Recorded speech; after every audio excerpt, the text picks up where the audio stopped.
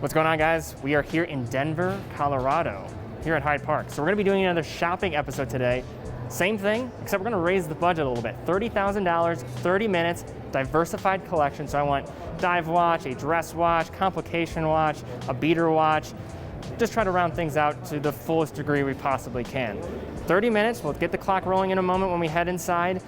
But really first, head over to teddybaldassarre.com. We have some new releases that just were unveiled with the new Oris Whale Shark Limited Edition Aquas GMT. Fantastic piece, cool textured, and also part of the proceeds go to a good cause. teddybaldassarre.com, check it out. Great way to make content like this possible. So guys, let's go inside and start this clock. All right guys, so we're inside Hyde Park. I'm here with John. He's gonna be helping us out today.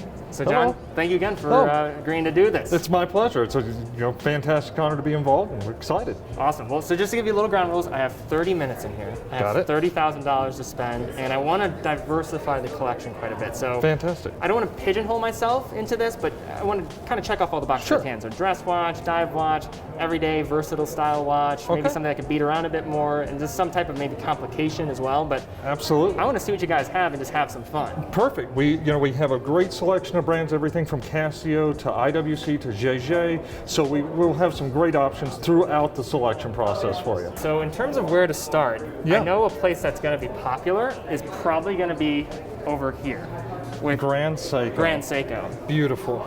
Now, in the last I felt it in the last 12 months. Have you felt like just the surge of this brand a bit more? This brand is fantastic. They do an amazing job with the finishing. The watchmaking is always, above and beyond anything that we should be able to expect. And their timekeeping is some of the tightest in the store. So we're always excited to open this case and share it with our collectors. So I definitely want to try some things on. And when looking at Grand Seiko, I don't know if I want to go sports when looking at Grand Seiko, just because what I think they do best is their heritage and their elegance collection. So absolutely.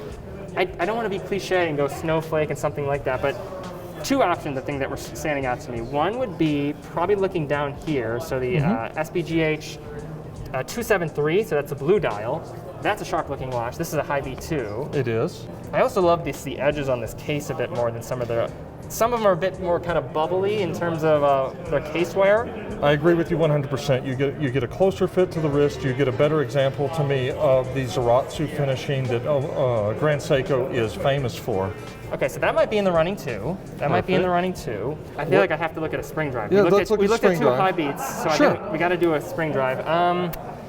I see the Seiko models there. Those are coming in around 5, so that's going to be able to save some money. But can I actually look at the SBGA 407? So this piece is a great option. You get a very unique dial presence, and it's not too much different at $5,800. So when you see press photos of this thing, I always see it's like way more blue than it actually is. And you saw that very similar to like the spring, the different Four Seasons stuff. Absolutely. Where it's like pink, and then it does appear a little bit different. All right, I think I'm down to these two. And I think these are going to go kind of more towards the dress category. They're a little bit more modern. I agree. I think that extra $500 might be helpful later on, so I'm going to go with this one to start. Perfect, absolutely. Let's start there. We'll bank the 500. There are some things in here that I could perhaps come back to. I mean, you got some other GMTs, you got the Godzilla in here. Absolutely. But I want to see what else we got here to start out. Well, absolutely. We have a breadth of brands. Maybe could we go to Omega? We can definitely go to Omega. So we're going to have to go down the hall a little bit, but I know we're going to stop there. I don't know exactly when I'm going to have my eyes set on. All right, so we got one down. We got potentially our dress watch. I would guess you could say it's a dress watch. I think it's a dress. It's a everyday dress. There's quite a bit of things that I know I could look at here. Absolutely. You mentioned to me that you do have the new Speedmaster. I'm going to be honest with you. I have not handled one in the metal yet. This is exciting. Can we do that? Would love to. This is a fantastic update to one of the most iconic watches in the industry. And this is the Hesalite. This is the Hesalite. This is truest to original form. So you have the new smaller link bracelet. I love the new bracelet. Oh, I love the new bracelet. I love the look of it. Let me see how it feels. I think you'll be pleasantly surprised. With the smaller links, you get a little more flex. It fits a little closer to the wrist. It does. And really feels like those classic JB Champion bracelets that these pieces were famous on.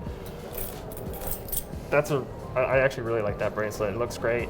Absolutely. I mean, this is a piece that I'm passionate about. I love the story of Speedmaster, and so I was very concerned when I heard about the update because it's so close to my heart, and I think that when you look at this piece, you see the care And you know, the years of preparation and thought that went into every aspect of this watch. You know, it was done with love, and you can tell. New coaxial 3861. But this one is appealing with the coaxial, you know, up magnetism. It probably is appealing more to the spec than it is maybe the classic Moonwatch branding. That's really that's the case. I mean, because with these, you're buying a modern sports watch. You're not buying the you know, the modern classic that it was. You're buying a new interpretation of it, and so everybody wants to see that beautiful new engine.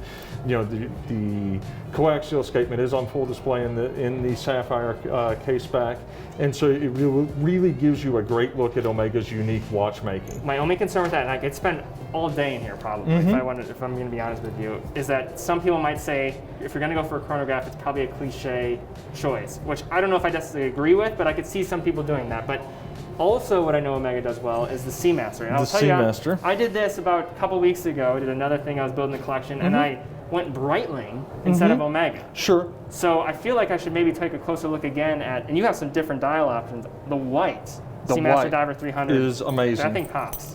Now, do you prefer your bracelets on a strap or a bracelet? So we're talking what, like $300 price it's difference, $300 $5,200, price and difference, $4,900. $4,900. All right, I saved money on the last one, so let's maybe go. Let's spend it. I think you got to go bracelet when you're going for a dive watch, no question. Absolutely.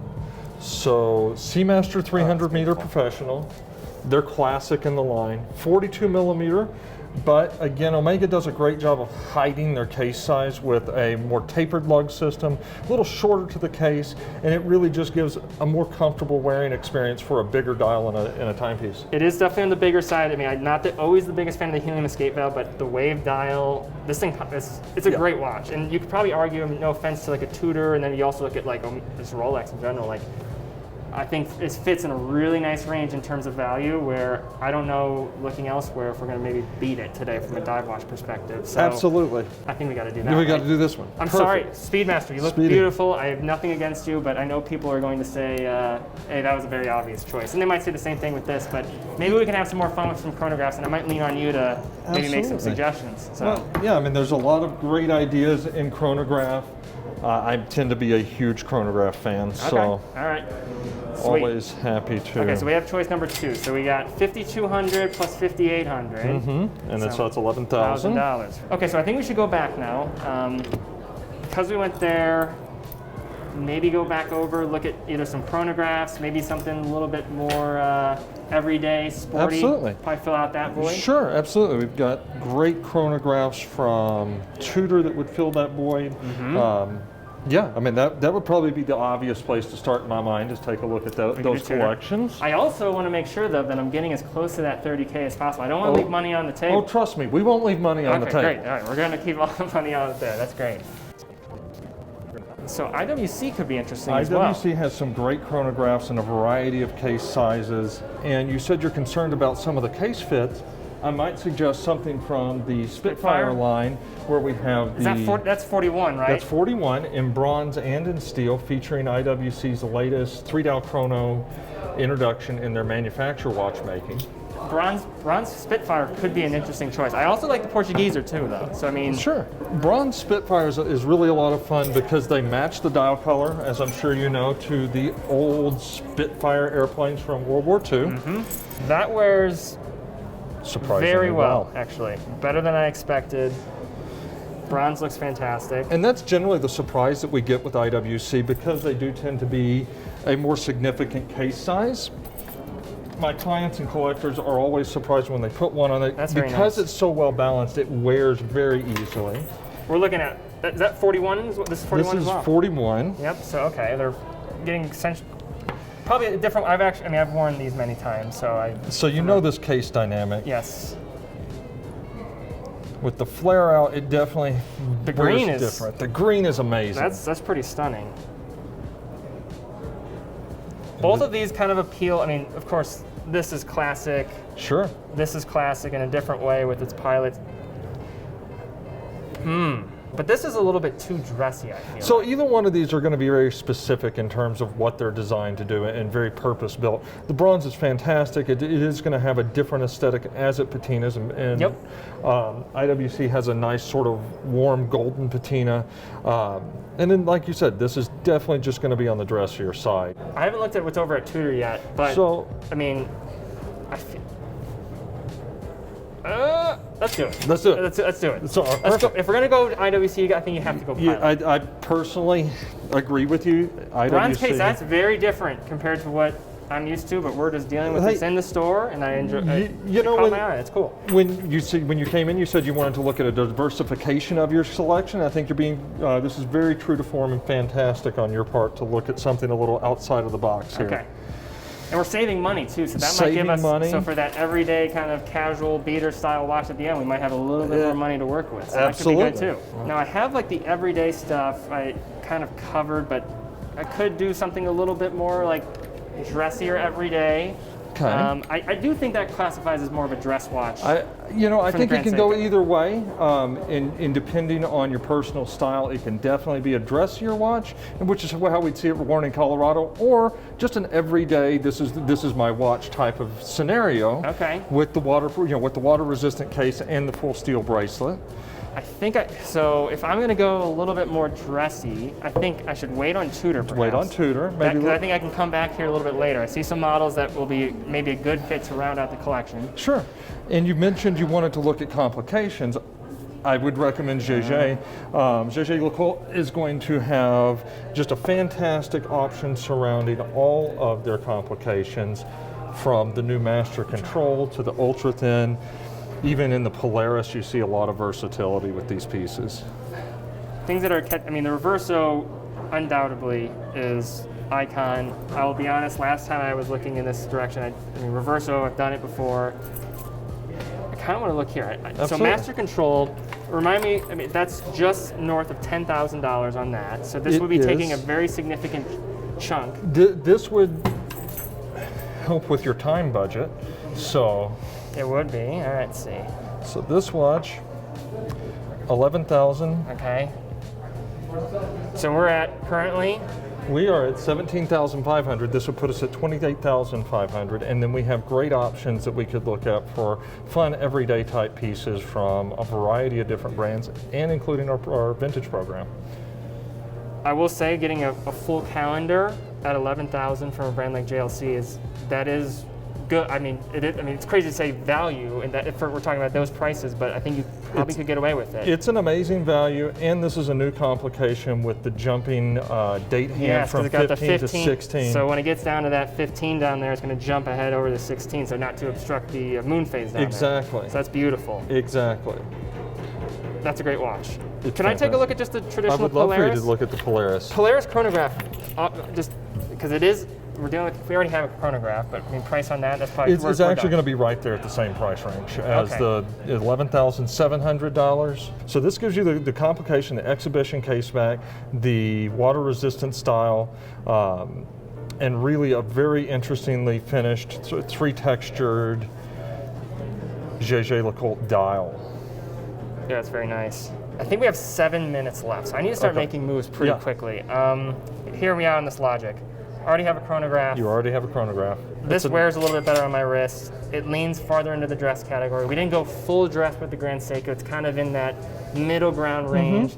This leans a bit farther in there, and you're getting a full calendar. I think you got to go with it, right? Absolutely. Master Control is an icon for JJ Lecoultre, and you couldn't make a better choice in selecting a complication that, to your point, presents an amazing value on the wrist. All right. Let's do some math here, because we're running low on time, and we have to make a final decision on our last watch. So we are at $1,500. You are a whiz, sir. Oh wow. Okay. I did not do well in high school math, so I'm not going to take too much credit. Let's see. So if we're looking at like $1,500 in the store, Now I'm coming into you. Where would you recommend I go? I know you have Oris. We have Oris. That's a fantastic watch. They'll start at around $1,600, $1,700 there. Okay. I don't want to go over. I want to be true to the budget. No, absolutely want to be true to the budget. We've got some really fun, very unique offerings in our vintage collection. We've got a really cool tag diver that I believe would slot somewhere close. So you have some pre-owned stuff that we could look at too? We do. So some really fun explorations in old school watchmaking. Maybe let's do that. That could be a fun thing to do. I have $1,500 to spend. $1,500 to spend. And a lot of this just depends on how adventurous you would like to be in diversifying your collection. So I just saw something, there's a couple things up here. So there's a cool Sea Star in there. There's an amazing Sea Star in here. Is that going to be under?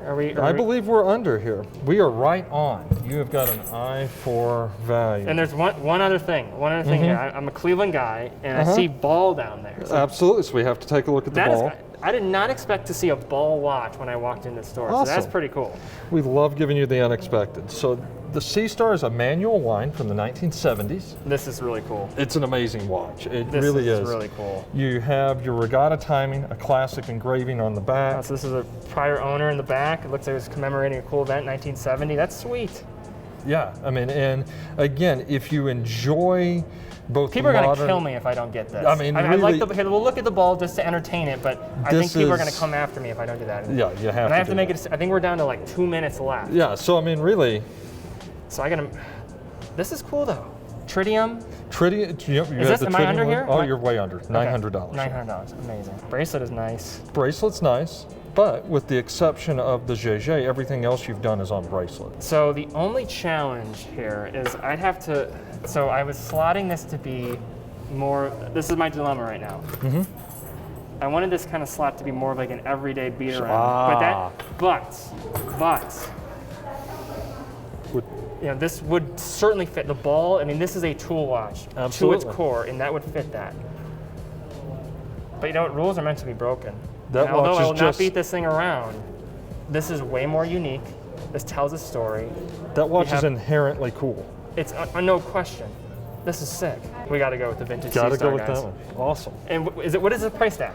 $1,500. No way. Absolutely. We did not fabricate this. No, you are on the head because we have the Grand Seiko at $5,800. You have the 300-meter Professional at $5,200. You have the IWC Spitfire in bronze at $6,500. The Zhejiang Master Control Calendar at $11,000 even, bringing you to $28,500, leaving you just enough room for your Sea Star from 1970. How'd I do, guys? What do you think? I mean, I think that I would love to have that collection. Would you wear that collection? Yeah, absolutely, any day of the week. Guys, leave comments down below. Would you do anything different? Did I make the right decisions? And if you did enjoy the video, thumbs up and subscribe. But John, thank you again so much for helping us through here. This has had a blast. This has been absolutely our pleasure. Thank you so much for coming in. Fantastic. I think you should still take the Sea Star home with you. I'm taking it home. This is sick. All right, guys. Well, what do you think of the collection? Leave comments down below. Would you have done anything different? If you did enjoy the video, though, thumbs up, subscribe, and hit the bell icon. This is a cool format that I'd love to keep doing, but if you guys would just hit that thumbs up button, that's a great way to know that we should keep doing it. Also, definitely head over to TeddyBaldassarre.com. Check out that Whale Shark Limited Edition, as well as 30 other brands on our website, helping to make all this content possible at the end of the day. But guys, thank you again so much for watching. Be well, and I will see you all very soon.